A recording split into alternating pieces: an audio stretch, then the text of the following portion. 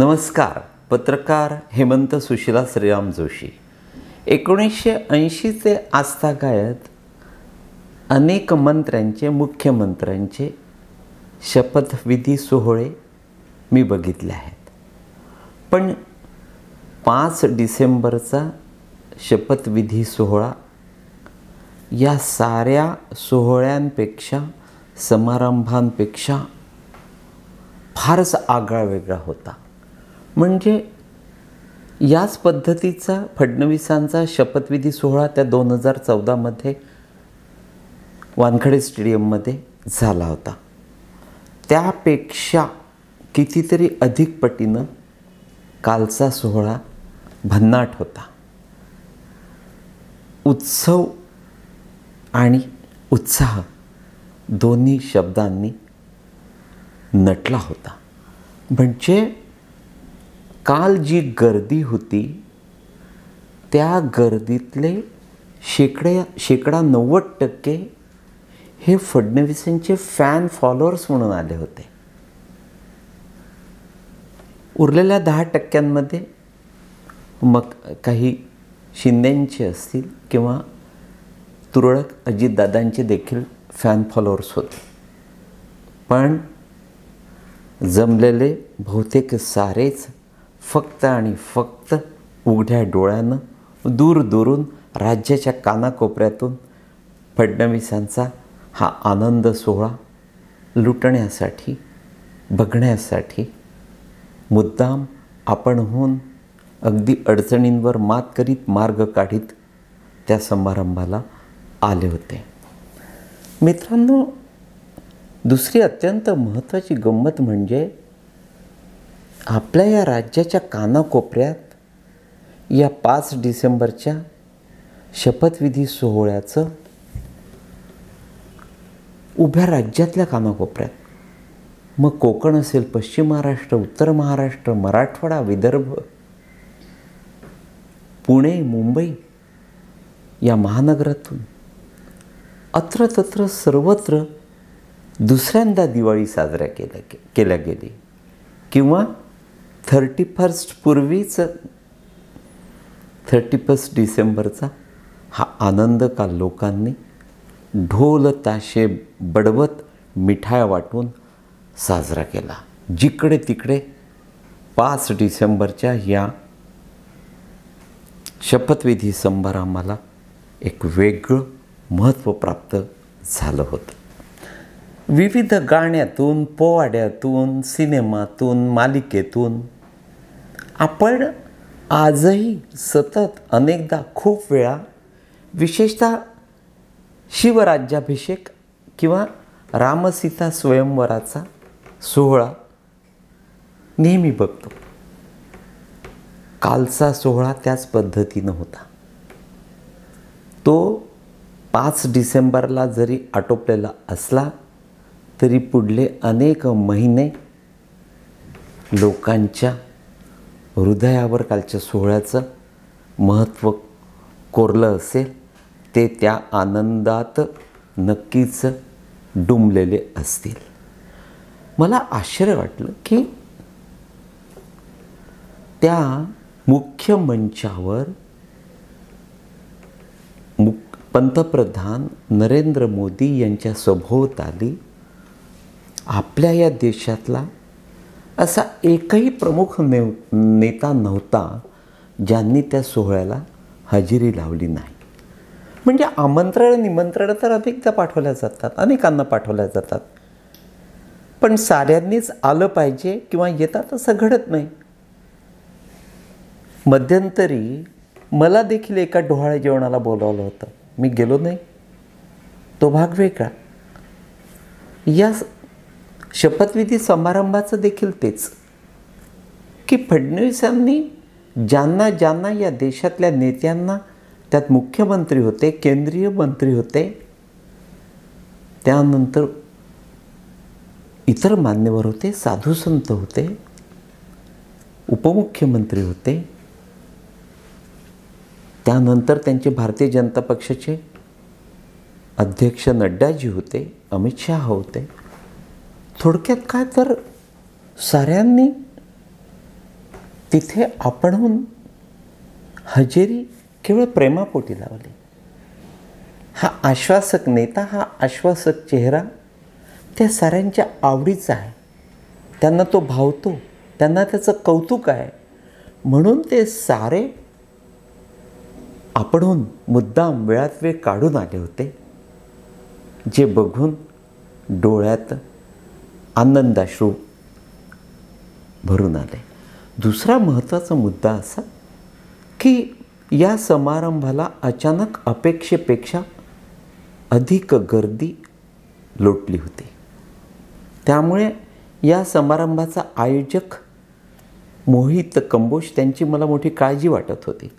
कारण थोडीशी जरी ही यंत्रणा कोलमडली असती तर आणीबाणीचा प्रसंग नक्की ओढवला असता.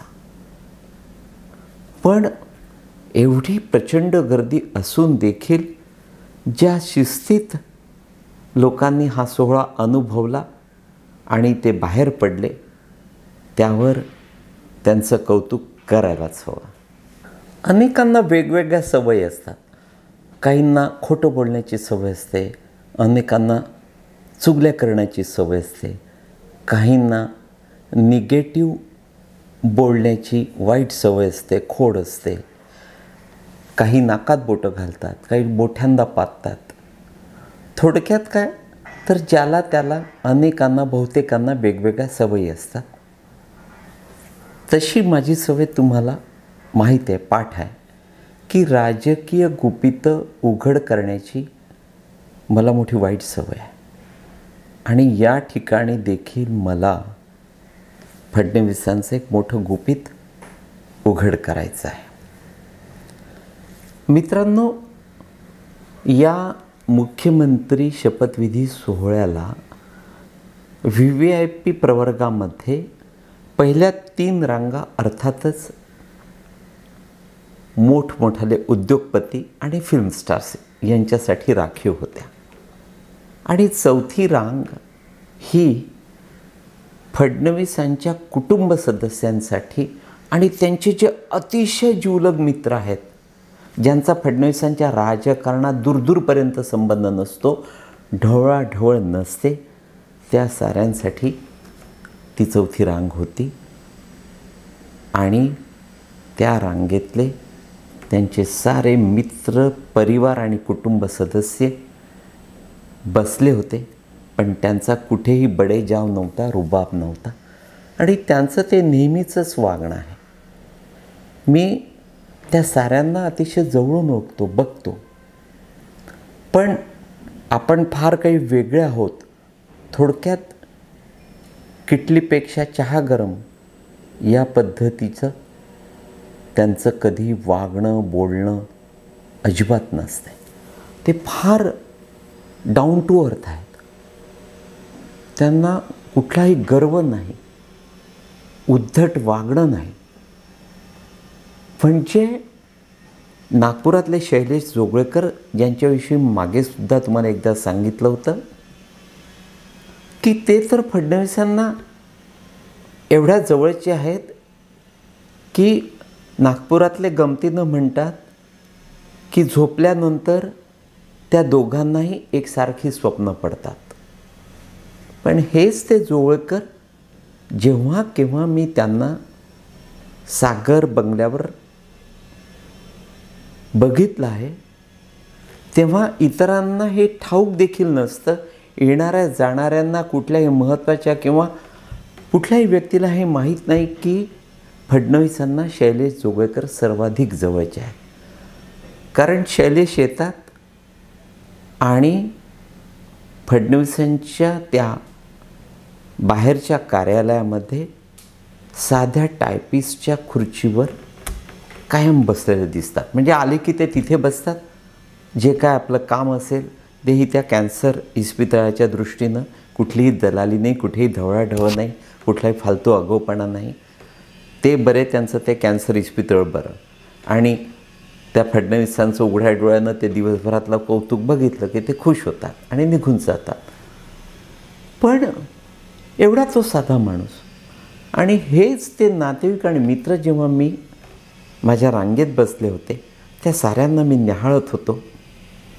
आणि असेही मुख्यमंत्र्यांच्या जवळचे साधे असू शकतात याची काल ते बघून खात्री पटली. देवेंद्र फडणवीसांचं आजोळ अमरावतीचं सुप्रसिद्ध कलोती कुटुंबीय, त्या साऱ्यांना मी खूप छान ओळखतो, जवळून बघतो.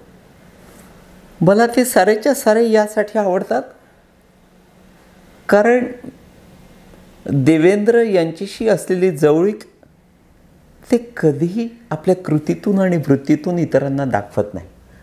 ते सारे आलेले होते, छान एन्जॉय करत होते, वऱ्हाडी पद्धतीनं अघळपघळ बसले होते, हसत होते, टाळ्या मारत होते, टाळ्या वाजवत होते. त्यानंतर खऱ्या अर्थानं मी अस्वस्थ झालो. देवेंद्रचे सर्वाधिक जवळचे मित्र म्हणजे शैलेश जोगळेकर, अमोल काळे आणि आल्हादराजे. त्यापैकी अमोल यांचं अलीकडे निधन झाल्यामुळे त्यांची अनुपस्थिती किंवा ते नसणे, ते कालच्या समारंभ, नाही तर अमोल असे रुबाबात फिरले असते मस्त ब्लेझर घालून. एक वेगळी स्टाईल अमोलची होती, पण काल तो कुठे दिसला नाही. राहून राहून वाईट वाटत होता. अमोलच्या पत्नी मिनल सहकुटुंब आल्या होत्या. त्यानंतर आल्हादराजे आणि त्यांची नेपाळ राजघराण्यातली पत्नी शीतल, हे दोघं माझ्या घराच्या आसपास राहतात आणि माझे अतिशय आवडते आहेत. खूप साधे, म्हणजे कोणालाही कल्पना नाही की फडणवीस आणि ते एकमेकांना अत्यंत जवळचे आहे. फडणवीसांचं नाव सांगून किंवा फडणवीसांकडे अमुक एखादं कमाईचं काम घेऊन आल्हाद गेले कधीही चुकून घडलं नाही.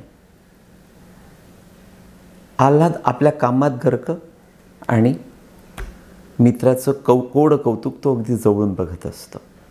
ते दोघं माझ्या बाजूला होते. फडणवीसांचा एक बालपणचा शाळकरी मित्र, नागपुरातला प्रख्यात उद्योगपती दीपेन अग्रवाल, तो त्या शपथविधी सोहळ्याला आनंदानं एखाद्या लहान मुलासारखा ओरडत होता. आपण एवढे मोठे उद्योगपती आहोत याचा त्याला विसर पडला होता. एवढा प्रचंड आनंद त्याच्या चेहऱ्यावर ओसंडून वाहत होता. मित्रांनो, हे सारं मला काल जवळून बघता आलं. आणि जे जवळचे असतात पण सभ्य आणि सुसंस्कृत असतात, ते कसे आगळे वेगळे असतात ते मला या समारंभानिमित्तानं बघायला मिळालं. अर्थात फिल्म स्टार्स असतील, उद्योगपती असतील, इतरही मान्यवर असतील, सारेच्या सारे उत्स्फूर्त आले होते. जोर जबरदस्तीनं त्यांच्यातला एकही आलेला नव्हता. कुठलीही दादागिरी नव्हती, कुठलंही दडपण नव्हतं. त्या साऱ्यांच्या पाठीशी आजतागायत अनेकदा फडणवीस उभे राहिलेत हे मला माहिती आहे. आणि त्या प्रेमापोटी, त्या आदरापोटी ते सारे जमा झाले होते, गर्दी करून होते, शेवटपर्यंत बसून होते. तूर्त एवढंच मित्रांनो, नमस्कार.